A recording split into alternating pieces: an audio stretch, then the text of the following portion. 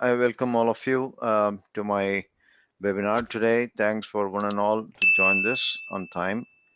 So my name is Shrikant Manoharan. I'll quickly introduce myself in the next slide. So this topic is all about a typical RPA journey, what to expect and what we don't expect typically.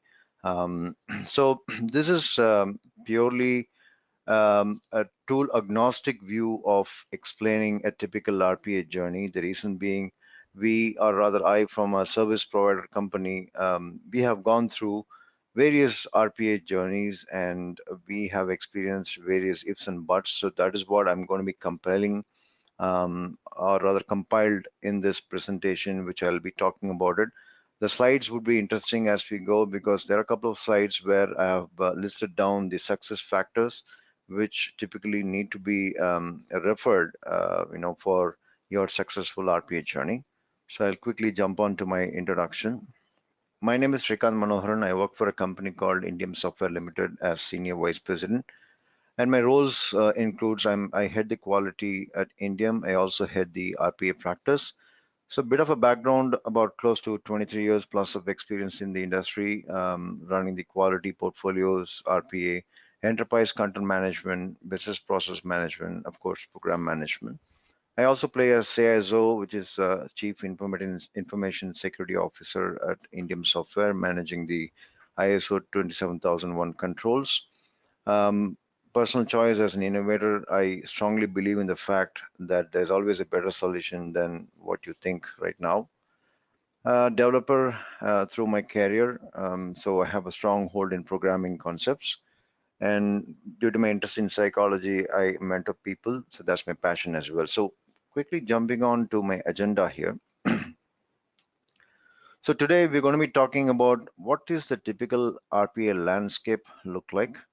Um, a platform agnostic comparison between three top RPA tools, which from my perspective, what are those, how they differ each other, which we'll be seeing it today.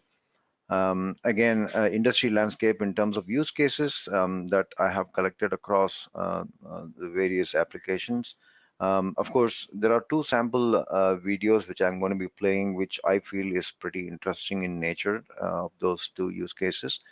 And we'll talk about a lot about the typical RPA implementation methodology, where we'll do a kind of a deep dive into what those each phases look like, what are the various activities that we should be doing and concentrating, what do we expect from those individual phases before we do a successful implementation across RPA portfolios. And as I said, the surprise element is the last pointer, where we'll be talking about what are the key success factors that we should be utilizing when you embark on a typical RPA journey. All right. So without wasting much time, I'll quickly move on to the next slide. Now, this you guys might have seen this in the past. This is a recent Forrester view of the various RPA tools that are available in the market. So the way this is laid down is from a horizontal standpoint, it talks about the strategy from a weaker section to the stronger section, and from an offering standpoint, from a weaker section to a stronger section. So if you look at these slices, as you would have imagined, UiPath, Automation Anywhere, or a Blue Prism, these guys stand apart from a leader slice perspective. Of those, UiPath is coming across as the leader in that space, which you guys might agree. Automation Anywhere is giving a tough fight. Again, there are strong contenders like Kofax, who was predominantly in the imaging space in the past, are also embarking into the RPA journey. And we also have the recent contenders like Antworks, Contexture, etc. So that's the typical landscape as we speak. The interesting fact here, or the key takeaway from this slide, apart from depicting the leaders or strong contenders, there is also a news that the RPA is getting into an open source mode. Sooner or later, you will start seeing some open source softwares being made available on the RPA space. We all might jump into the open source wagon sooner or later. Another bit of interesting information is they are forming RPA consortium through which they are trying to come out with a common language for the RPA platforms. So the interesting fact there is the moment there'll be a common language, every platform providers will have to adopt to it, and sooner or later, every platform will have a common language support as well. So that's a good news. So let's see how the industry spans out in the coming years. All right. So now moving on, as I said, I'm going to be comparing the top three RPA tools, that are prevailing in the market, which is UiPath, Automation Anywhere, and Blue Prism. Of course, just to remind you, the color codings, what is depicted as UI or a AA or a Blue Prism as I talk. Now, I'm not I'm not going to go through all the parameters here. I've picked up few important parameters which need to be compared. So moving on, from a dev environment standpoint, UiPath has what is called the Design Studio, which is based on the Microsoft's workflow foundation library, and it also supports various suite of Microsoft languages like VB, .NET, C Sharp, and so on and so forth. And coming to Automation Anywhere, the IDE is a little less friendly, I would say, from a UiPath or a Blue Prism standpoint. This is more of a script-based than a drag and drop, whereas UiPath provides a lot of drag and drop features, or rather out-of-the-box support for various applications. So and hence, you need a lot of scripting knowledge to carry on your RPA with Automation Anywhere. But BP provides to an extent a little bit of a drag and drop feature, but of course they are not in the league of AA or UiPath. Now, from a recording standpoint, UiPath has a lot of recorders that supports the desktop or a web. It also supports Citrix kind of flavors, so that's very important, because recently I had one customer experience where the customer wanted the applications to be accessed through Citrix. So UiPath came as a clear winner in that space. So they use the XenApp kind of libraries to get to the Citrix world. On the contrary, AI supports the desktop and web recording, but not to the scale of what UiPath supports. Again, Blue Prism has very basic features like record and play, but still they're not in the league of AI or Blue Prism. Now, moving on from the unstructured data perspective, because that is a key in any RP implementation, UiPath has a lot of cognitive capabilities for unstructured data because they have a partner with AB. AB provides those, flexi capture for the ICRs and OCRs. So hence, they're also very uniquely placed in terms of handling the unstructured data, be it emails or handwritten documents, etc. Again, AA has their own native IQ bot, and they also have text analytics inbuilt. BP is still not there. They still don't have a native support of ICR or OCR. And moving on to the process discovery, this is a recent offering from UiPath. They have acquired the snapshot and process gold firms to provide the process discovery through which you can actually mine any process automatically. So that kind of saves you at least 10 to 20% upfront from a process mining perspective. Again, Automation Anywhere, they've partnered with the Process Gold because they are the leader in that space, and they also have partnered with C Leon's for process mining. So they're also there on that space. But on the contrary, BP is more of the old school methods by ways of doing a surveys or questionnaires to validate the process readiness perspective.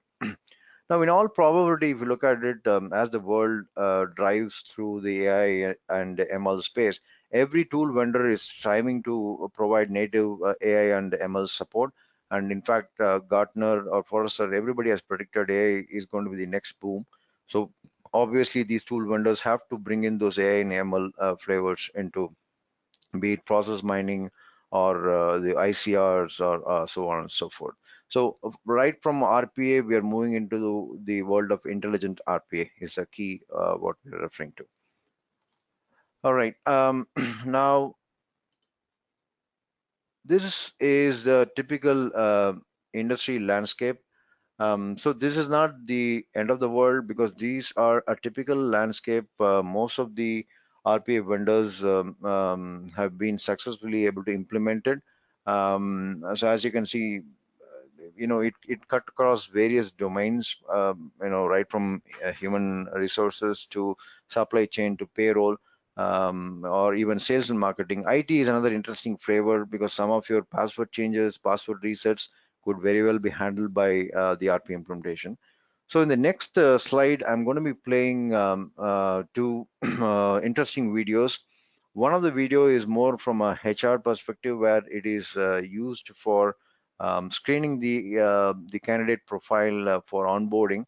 And this video talks about how we bring in the AI into the RPA gamut to actually automatically screen those resumes. The next video talks about how the invoice processing is typically done from an accounts payable standpoint. So just stand by for a minute. Let me see if this plays well. Okay, there's not going to be audio here, so let me try to voice over while I play this video for this.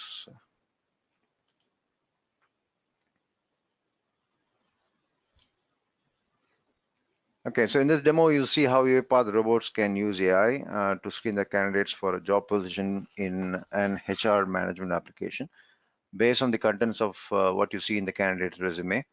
The robot will decide whether that candidate is a good match for the position or not. So in order to do that, UiPath uses the skill platform. If you know, UiPath supports a lot of these kind of plugins, which is offered by SkyMind in this case. So in the activities panel on the left side, you can see the activities used to interact with skill deployment scope, classify data, and the decision learner. They're used in these workflows that reads the resume from a PDF and then transform the data into a representation that AI model can process. After that, the robot will classify the candidate based on the contents of the resume, and it'll output a prediction of what kind of professional the candidate is, with its confidence level, of course, about the prediction. So if the confidence level is lower than the specific threshold, the robot will request for help to an operator. By using a decision learner activity, the operator can teach the robot as well, which means it can be trained, and whether the candidate fits to the requirements of the job position. So as you can see, it logs on to the HR management portal. It then checks a list of candidates and filters the application that were initiated for data scientist position. For each candidate, the robot accesses the page with the details and downloads the PDF containing the resume of the candidate, and saves it to the file and reads its content. So we can see here that we have already have a strange situation. A farmer has applied for a data scientist position. This is a mistake, right? So now the robot understands that this is a candidate is not a good match for the position, and it automatically rejects it. It rejects the application. So in the last step of the evaluation, it actually writes a note very clearly to indicate the candidate was screened by a robot. The robot then moves to the next candidate. It opens the detail page again. It reads the contents, and it understands it's a data scientist. And then it shortlists the candidate. Again, it writes a note very clearly about the automatic screening. Now, the last candidate it is going to evaluate, but it feels it is not exactly the profile of a data scientist, as you can see. So since the robot doesn't have enough confidence to decide, it will ask for the help of an operator. The operator can examine the resume and teach a robot, and this is the candidate it's going to fit in the profile. So the new data is then used to improve the accuracy and the confidence level of the AI. So after processing all the candidates, the robot neatly closes all the used application and finishes its execution. Now, as you can see, it has come back to the UI Studio from where it started. Yeah. So this demo would have shown you how to integrate the UI with the skill platform. So like this, there are multiple plugins available which can integrate for various activities. All right. So I will move on to the next use case. All right, so this is a accounts payable use case. The good part about this video is I managed to get the captions as well. Hopefully the sound comes out to you. If not, the captions would help you to understand this, the use case. I'll play it on. Have you ever wondered what robotic process automation, or RPA, can do for you? In short, it provides a competitive advantage by helping you improve both accuracy and speed of operations while radically driving down costs. So how does it work? In this video, we'll show you how UiPath streamlines an invoice process end to end. You are about to see a robot performing the following activities: monitoring a dedicated folder where invoices are saved in PDF format, reading invoices from that folder one by one, extracting key information from the invoices, opening SAP, filling in invoice details in SAP, sending email notifications. Please note that the robot will do some activities in the background, such as most of the invoice-related actions, monitoring a folder or checking its email address. Now let's see it working. Right now, it's monitoring a folder where 3 invoices are stored and collecting all the information needed so it can register them one by one. It then asks the tester to introduce the email address where the posting notification will be sent, and also performs basic checks to see if the SAP is open and runs it on its own if not. Logging into SAP using its credentials, it then starts processing the invoices one by one. We can see it filling in data such as vendor code, invoice date, invoice number, invoice amount, invoice description, and GL account, and ends up by filling the payment term. Following that, it registers the remaining 2 invoices in the assigned company code.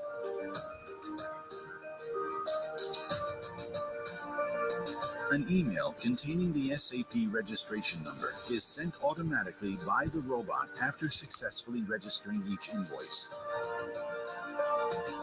Checking in the background, the robot verifies whether the VAT on the invoice matches the one in our database, and if so, will post it automatically. Otherwise, it will park it and send a dedicated email to the responsible person highlighting this difference and asking what to do: post the invoice or to cancel it and send it back to the vendor. All the invoice's details are visible in the email it sends, so let's reply with yes to the message for an invoice with a VAT difference. Finally, it will check its email address in the background, access SAP using the appropriate transaction code, and post the invoice.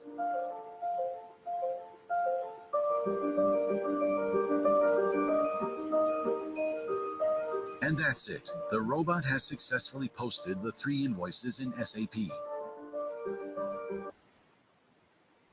All right, so that was an interesting video. So in the next slide, I'm going to be talking about the RPA implementation methodology. What I have coined this to be called as a 5D model. It starts from a typical dwelling activity, which is a deep dive activity.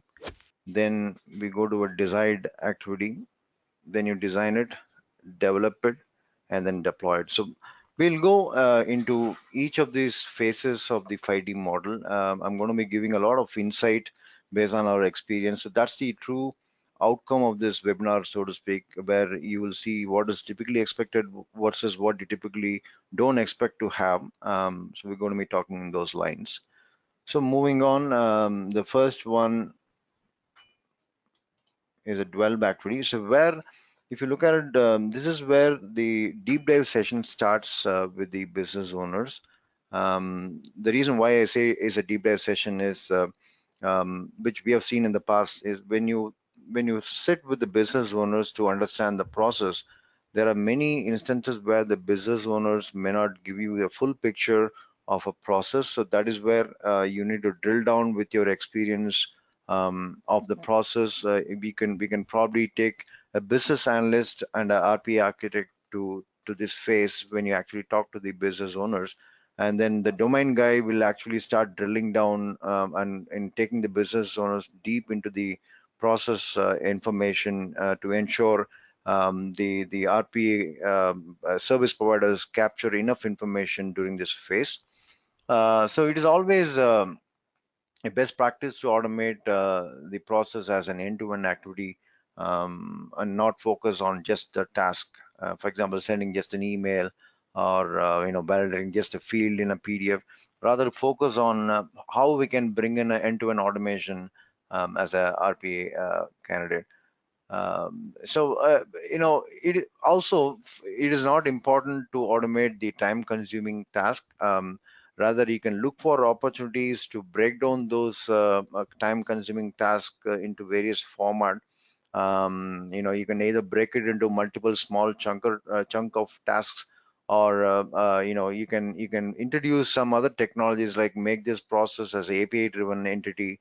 So this is where your creative design comes into play, where we can help the customer to break down the process. We can help the customer to optimize the existing process, and then consume it for your RPA journey. So that's where probably you can use your Six Sigma or a lean process standardization principles, to make the process easier to accommodate in the RPA journey. So for example, if the data comes in multiple sources in different format, it is always advisable to streamline the input data and restrict the formats as much as possible. So we have seen this in one of our customer, where the customer was emphasizing the fact that I get the customer invoices in various formats, and in some of the customer invoices that could be handwritten. So how do we go about it? So the first thing we told them is you have to standardize your existing customer invoices in a way that you can reduce it from 10 to 5, or even make it streamlined as one format. So that's when the entire ROI for your RPA journey could be realized. See, otherwise it is as good as some human processing it. So that is the the unsaid benefit of doing these deep dive sessions with the customer. Now, so along those lines, you will identify what are the process candidates that are well suited for your RPA. Now, the last point, what I've mentioned there is document the SLA and KPI. This is crucial because this is how you're going to measure whether your RPA journey or implementation is really successful. Because once you understand how the typical existing, human intervened SLA look like, or a KPI look like, you cannot compare whether your RPA implementation is really successful, because you have to either meet the existing SLA or beat the existing SLA and the KPI. So documenting this upfront during your deep dive or dwelling session is really key, and that's how you end this particular phase. All right. Now, moving on to the decide phase. This is again a very crucial phase. This is where you would do the platform finalization. When I say platform, it means the vendors like UiPath or Automation Anywhere or Blue Prism. So which platform to choose?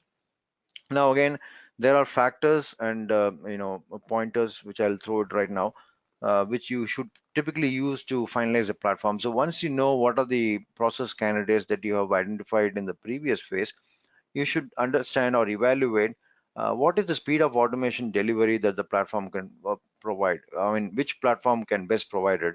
Which platform is best suited to provide a good support for you? Or, be it training or ongoing support, etc.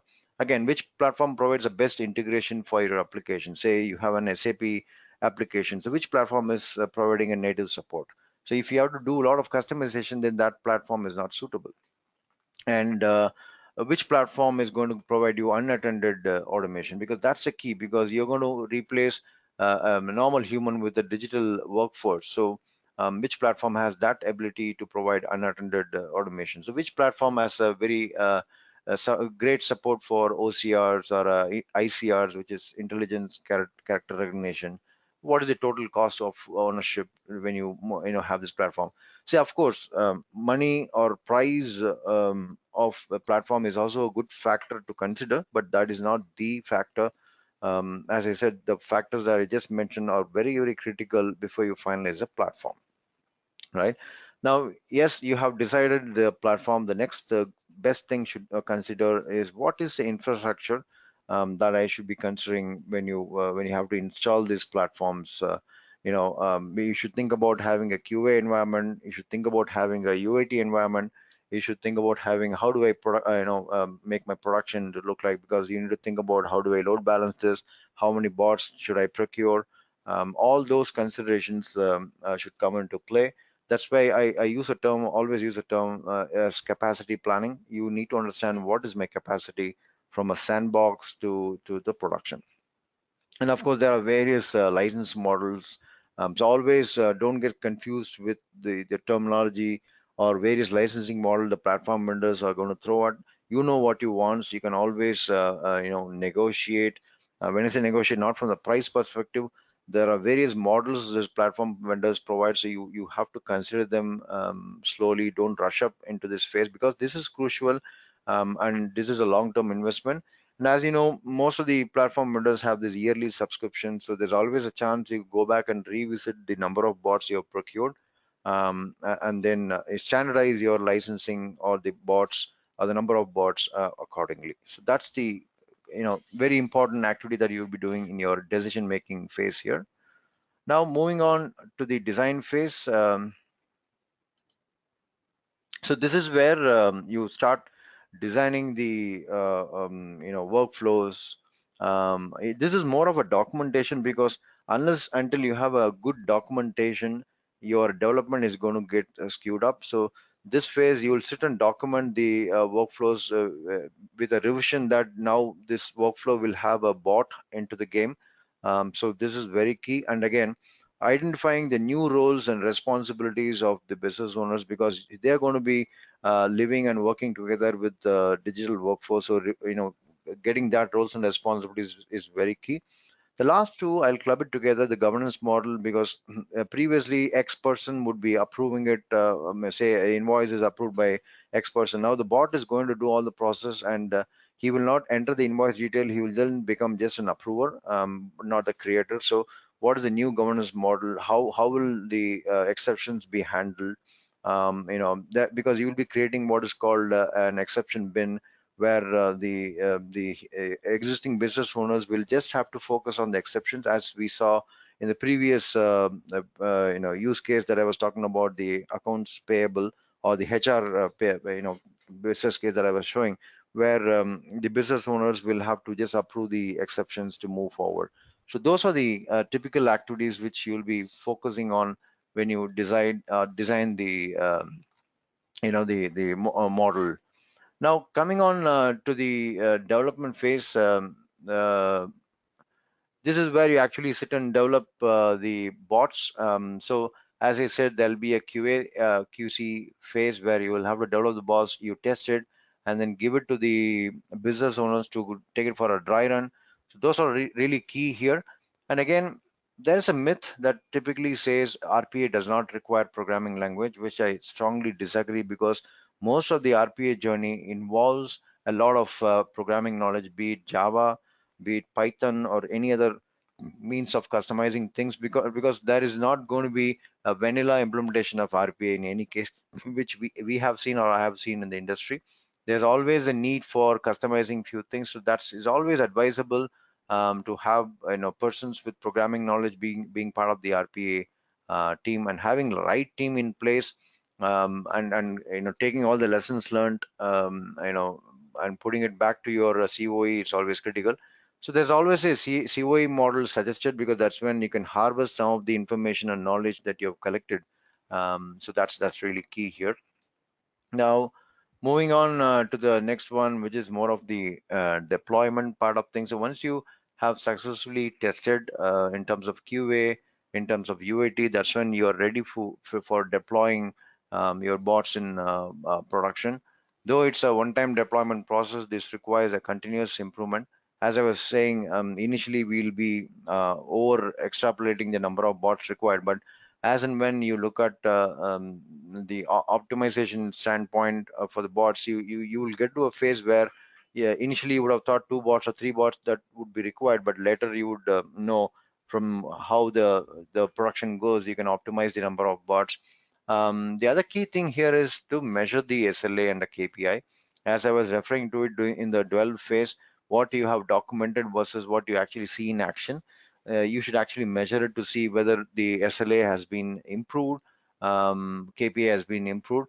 The other unsaid benefit here is what most of the people don't measure is how the accuracy has improved from how it was done manually versus how it is done using a bot, because that is a clear differentiator. In fact, ROI should consider the accuracy also as a return of investment apart from the cost or reducing the human workforce, etc. So that is really key in order to measure the success of the RPA journey. And the exceptions monitoring is really key, because that is the key step in actually making the RPA journey successful. Because many implementation that I've seen in some of my friends and other companies is the RPA would be embarked as a digital transformation journey. They would jump on to buying the licenses. Either they'll overbuy or underbuy it. And then what will happen is typically these bots will not be used very effectively. And then they will start blaming the platform vendors and saying that, UiPath sucks, or A sucks, or Blue Prism sucks. And then the digital journey will again go back to square one, where they would be using the actual human. So measuring SLAs and KPIs and realizing the ROI, and keeping the exceptions under control, those are the real key things to have a very successful RPA journey. I'll give a pause here, just go through these activities while I move on to the next slide in a minute.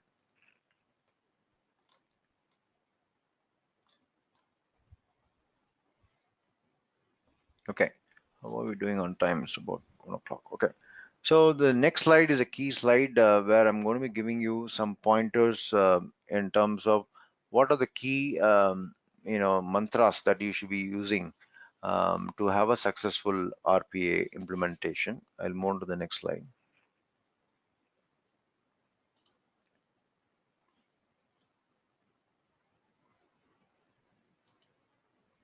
Okay, that's the first one is choosing the right process. Um, so as I was repeatedly telling you, what choosing a right process mean is, you have to choose a process rather than a task. You have to choose a process which is not so complex, because the low hanging fruits is always easier to automate. So the initial phase that we were trying to achieve, the dwell phase, is really key. um, in that phase, please don't rush up to complete it in a week or two. Take your own sweet time, because that is really key. Because if you do that process or that phase right, you would have a really successful RPA implementation. Okay. Now, the next one is optimize the process. So this is where I was saying the unsaid benefits. When you initially look at a process, it will always appear to be complex.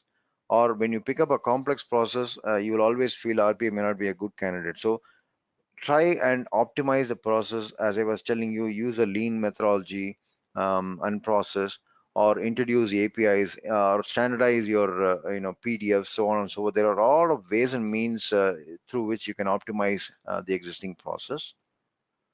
And again, choosing the right platform, because I've seen many customers, they will go through a few reports like Forrester, or any other reports, and then whoever is at the magic quadrant, they will go and buy the licenses, or rather overbuy the licenses, then call upon a service provider and say, hey, I know what, I have a UiPath license, can you come and do my RP implementation? Many times when you go to such kind of customers, the platform may not be fitting in exactly in their business cases. So you'll go back to them and say, hey, you know what, you bought a wrong license. That's when they go panic and then say, you guys don't know how to implement RPA, and then their digital transformation journey ends right there. So as I said, the platform, choosing a right platform is really important. As I was pointing you, what are the key parameters you look at to choose the right platform? Please use those parameters. Of course, you can also build in your own parameters to choose the right platform. That's again a key. And again, this is more of a selfish pointer here. If you're a customer, if you're a product owner who don't know about RPA, if you don't have RPA team, please choose a right partner. What is important is, of course, the cost comes into play. What is more important is what kind of support, what kind of maturity they bring into the table is what you need to assess when you choose a RPA partner here. Don't just stop with just a questionnaire or RFP. Please do a right amount of digging into the service provider. What have they done in the past? What kind of exceptions have they faced? Where have they failed? How have they realized their failures? How did they come across? Those are the typical thing, because as you know, RPA itself is very new to the industry. I would say RPA is probably a 2 year or a 3 year old baby. So you can't have someone say I have a 20-year experience in RPA. So that's basically a joke. So you'll have to pick and choose the right service provider. That is also a key for your successful RPA journey. Again, choose a solution-based approach over a tool-based approach. So you should first look at it from more of a non, or rather tool agnostic RPA implementation, rather than looking at it more from a UiPath based implementation or a AI based implementation. So look at it. So that's why I repeatedly say that dwell phase is really key, because that is the phase you will not think about this is a UiPath or a AI kind of implementation. You will just think about it is RPA. So you'll only look at areas where it could be a tool agnostic view of what you need to pick and choose from a process candidate standpoint. Again, this is really key. Bot success is not measured with the number of bots or number of processes you've automated. Rather, you have to measure your success through the ROI, what you have achieved. See, for example, if someone says, hey, you know what, I have 20 bots in my system, it is not a fancy thing to talk about. Have you optimized those numbers? Do you really need 20 bots? So, I mean, am I achieving my ROI using those reduced number of bots? That is the real key. You should ask yourself, have I done my implementation really successfully? And the last but not the least, also consider the intangible or non-tangible benefits. For example, the existing employee is upskilling to use those bots, and acceptance from the existing business owners that bot is my digital friend, digital workforce who's going to be working along, is more of a mindset. And unless until those business owners are satisfied, there is going to be a pushback from the business owners that what, these bots don't understand what I typically do day in day out, because there's always a attended and a unattended bot flavor possible. So you have to design your bot in such a way that the business owners don't negate it to say that the RPA is not really working for me, and we still need to do the regular way of doing things. Okay, so you might have your own success points. Please go ahead and consult it. Um, so before I finish off this, you know, there are ways and means. Your RPA could be customized heavily, because some of the process need not have the vanilla implementation. So how form a team. When you form a team, don't just look for whether this person knows UiPath, this person knows a automation anywhere. That is anyway trainable entity. But the programming language, whether the person understands the process as a business owner, those are the key. How you choose your RPA team. It's always advisable to have a center of excellence. As I said, most of the learnings will go back to the center of excellence, and you'll always have a best of the best information with you and the team with you. So that is all I had today. So it's a question time. As you know, the chat is open. Please post your questions. I'm getting few questions. Let me look at it. I've not been looking at my chat questions, so let me open that. There's a question that says, how to identify if my process is fit for RPA? Okay, can you help me with this? Okay, good question. I'm just thinking, how do I put it across? Okay, so see, there are various ways to answer this question. So let me put it this way. So I'll talk about the typical factors that you should consider, before you embark on RPA journey. Number one, is your process mature? As I was repeatedly saying, If you have, say, PDFs that are only handwritten, and you want to embark on a RPA journey, then that is not mature yet. So you need to convert the existing PDFs to electronic PDF and then pass it on to the downstream system. That's when you'll start realizing, because as you know, OCR or ICR, recognizing a signature or handwritten, it is always not 100%. You will always end up having exceptions. Okay, so you should always look for the process candidates that might have low exception rates. In fact, that is one of the parameters you should look at. And what is the transaction volume? So the process that will be used once in a month, it is not a typical RPA candidate. You should look for a process that is heavily used. Something like invoice processing, which will be used day in, day out. Okay, that is what you should be using. Again, it should be rule based. As I was saying, this is not the unattended bot, it is the attended bot. Attended bots is always driven by rules. So there should be rules that are clearly written as well. So unless the rules are exposed to the implementers, these rules cannot be configured properly. So any rule based process also is a key. And look for a process where the FTEs are heavily used. They spend their time day in, day out to spend time or rather, let me use the word wasting time in doing mundane activities. So those could be a great candidates for RPA.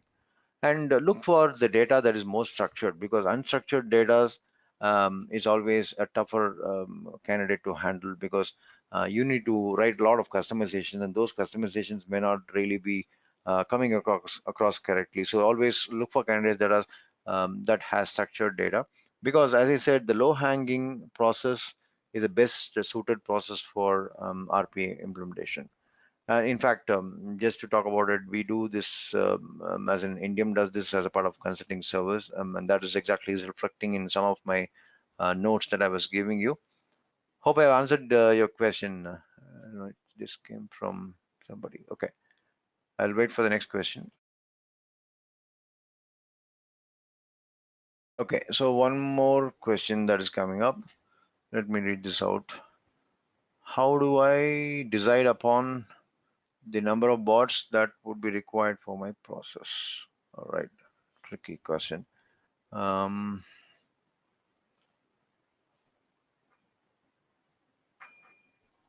okay, so we have to size the number of bots basically, right? So you can't decide upon the number of bots just on day one. It's a growing process by itself, because once you identify a process based on the parameters I was just mentioning in the previous question, and if it is well documented, all the variants are captured, including the KPIs or SLA, etc. You can use the bot, you can actually size the bot, because by the time I assume you would have known what platform you're going in for, what is the capability of the platform in terms of the licensing, and how the bot licensing works. What is the volume of yeah, FTEs and the SLAs that are required. Based on these parameters, it is actually naturally easy to decide on number of bots. Of course, these bots can be scaled up and down. As I was saying, scaling up it's pretty easier, because once you decide the workflow, once you realize the bots are heavily utilized, because I'm giving a UiPath example, because from an orchestrator standpoint, you would watch whether the bot is overutilized.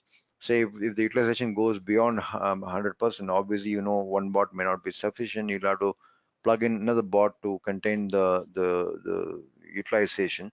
That's one way of reactively doing things. But if you know the process, if you have a good skilled UiPath an architect with you, he or she would be able to size based on the process complexity, the SLA and KPI. I would be able to suggest the number of bots upfront to an extent. But again, as I said, since this RPA field is growing, sooner or later the platform vendors will bring in some intelligent way of sizing the bots by giving some quantitative figures in terms of process utilization, KPIs, and SLAs. I'm presuming it is already on the cards for some of the platform vendors. So like the way they brought in the process mining, etc. I think sooner or later the bot sizing might be a piece of cake for us as well. But it's a great question. This is something I need to go back and talk to my partners from UiPath or Automation Anywhere. Great question.